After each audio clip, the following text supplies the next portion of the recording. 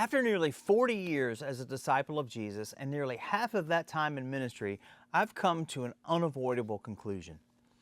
And that conclusion is that I believe that there's a high percentage of modern Christians who live with an inner hollowness and a dissatisfaction in their relationship with Christ that they cover up and typically keep hidden. And in fact, most often I think we keep it hidden even from ourselves. Religious culture teaches us to do that. Like the townspeople fawning over the emperor's new clothes, we're tempted to pretend that all is well because we're afraid that the truth will come through and will break the illusion, and then what? We might just find out that we're naked too.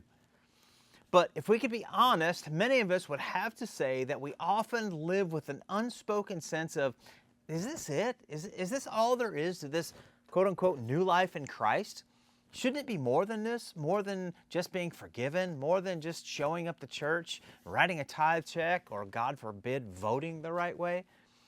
Is that really all Jesus meant by life abundant? But we instinctively know that that's not the case, and there must be a reason for this hunger and the subsequent hole that exists for so many. And the fact is, there is a reason. Because when a heart opens to receive Jesus, His Spirit is deposited within us.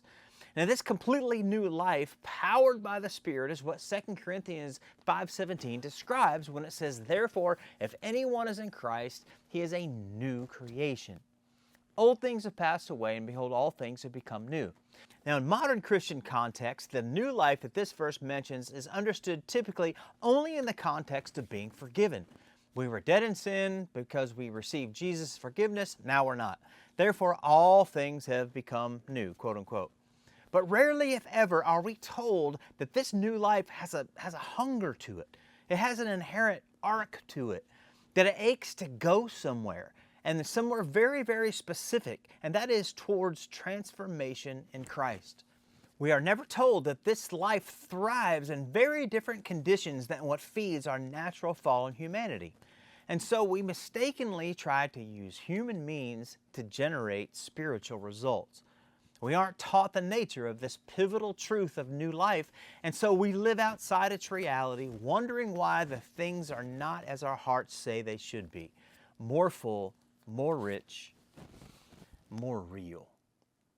In response, many just put on a smile, push down the ache, and soldier on, making the best of things in our religious context, because that's all we know. Others find external causes like culture war topics or politics to serve as a salve for the scarcity of intimacy and reality within. And still others lose hope altogether, give up, and simply walk away, having not found the reality that they were looking for. But thankfully, there's another way. There's the way of the remnant, of the ancient Christian mystics, of the early disciples, and the great saints and sages throughout church's history. And it's the way of transformation in Christ, apprenticeship to Him, and guidance about how to actually live in and nurture this new life that we've received. And many of us, maybe even most of us, were not given a map or a guide to lead us when we first believed. So we might conclude that neither of those things exist. But they do exist, and they are accessible. This is what the minority discover when their heart's cry for more in their relationship with God becomes so compelling and so unbearable that they can do nothing but to set out on a journey to find the answers, often needing to bushwhack out of the religious jungle that they find themselves in until they discover the path and the companions who can help them travel this road. In the iconic monologue at the end of the famous couples movie, The Notebook, Noah poses a question to Allie, the love of his life who he'd lost some years earlier but recently reconnected with. In this scene, Allie is wrestling with the decision to either stay with Noah or return to the safe, expected life that her parents want for her. And Noah's question is poignant. And he says, "Answer one question for me. Forget about me, forget about your fiance, forget about your parents for a minute. Forget about what you should do. What about you? What do you want?" It's a powerful and profound question, and this scene stands as a beacon and a spiritual parallel for all who come to faith in Christ, but who stand in this gulf between the old life and the new, knowing that there's something more and that there's something missing. Now, if you're a Christian who feels this tension of this hunger, Noah's question is also yours to answer. What do you want? If it's the journey of the few that your heart longs for, there's good news. There really is a map, and there really are fellow travelers to share the road with you.